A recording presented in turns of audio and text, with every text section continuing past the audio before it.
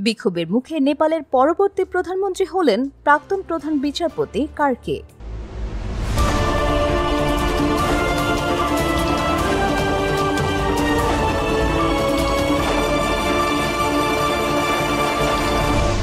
Channel CB. স্বাগতম CB নিউজে। নেপালে গণবিক্ষোভ, অস্থিতিশীলতা এবং প্রাণহানির পর অবশেষে রাজনৈতিক অচলাবস্থার অবসান ঘটেছে।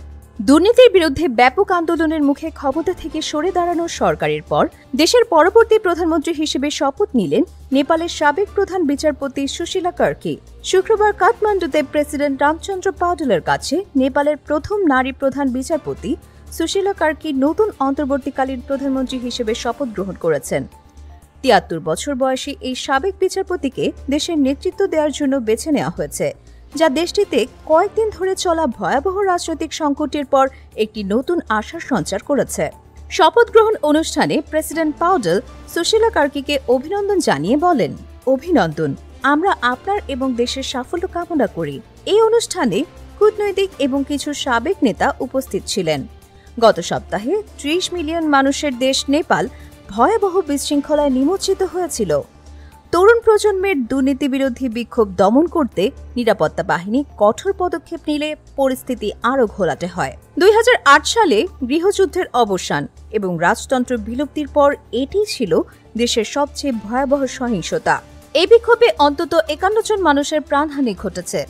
বুধবার সেনাবাহিনী রাজপথের নিয়ন্ত্রণ ফিরিয়ে আনে এবং দেশ জুড়ে কারফিউ জারি করে। সুশীল কার্কির এই নিয়োগ এসেছে সেনাপ্রধান জেনারেল অশোক রাজ সিংদেল এবং প্রেসিডেন্ট পাউডেলের ২ দিনব্যাপী তীব্র আলোচনার পর।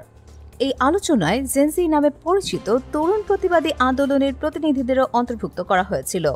হাজার হাজার তরুণ আন্দোলনকারী ডিসকর্ড অ্যাপ ব্যবহার করে পরবর্তী পদক্ষেপ নিয়ে আলোচনা করছিল এবং তারা সুশীলা কার্কিকে তাদের পরবর্তী নেতা হিসেবে বেছে নেয়।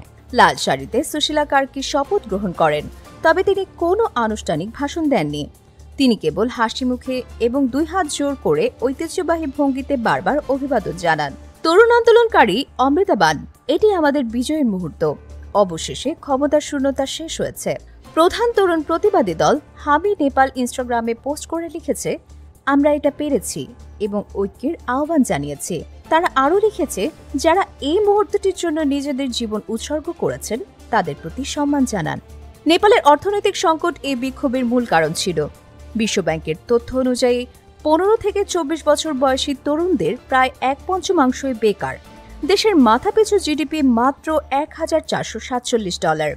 সামাজিক যোগাযোগ মাধ্যম নিষিদ্ধ করার প্রতিবাদে শুরু হওয়া দুর্নীতি ও অব্যবস্থাপনার বিরুদ্ধে এই বিক্ষোভ সোমবার পুলিশি অভিযানে অন্তত ২১ জন প্রতিবাদকারী নিহত হন। মঙ্গলবার প্রতিবাদকারীরা প্রধান সরকারি ভবন, সংসদ ভবন এবং একটি হিলটন হোটেলে আগুন ধরিয়ে দেয়। ৭৩ বছর বয়সী কমিউনিস্ট পার্টির নেতা কেপি শর্মা ওলি এরপর প্রধানমন্ত্রী পদ থেকে ইস্তফা দেন। তার বর্তমান অবস্থা জানা যায়নি।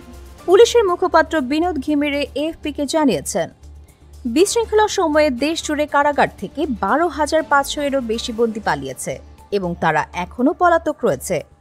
নেপালের সেনাবাহিনী জানিয়েছে তারা বিক্ষোভ চলাকালীন লুট হওয়া ১০০টিরও বেশি বন্দুক উদ্ধার করেছে। ছবিতে প্রতিবাদকারীদের হাতে স্বয়ংক্রিয় রাইফেলও দেখা গেছে। শুক্রবার তৃতীয় দিনের মতো সেনাবাহিনীর টহল চলছে কাঠমান্ডুর রাস্তায়। কারফিউর সময় এক ফাঁকে বাসিন্দারা নিত্য প্রয়োজনীয় জিনিসপত্র কিনতে বাইরে বের হন। এখন দেখার বিষয় নেপালের নতুন অন্তর্বর্তীকালীন সরকার কিভাবে এই সংকটময় পরিস্থিতি সামাল দেয় এবং দেশে স্থিতিশীলতা ফিরিয়ে আনতে পারে।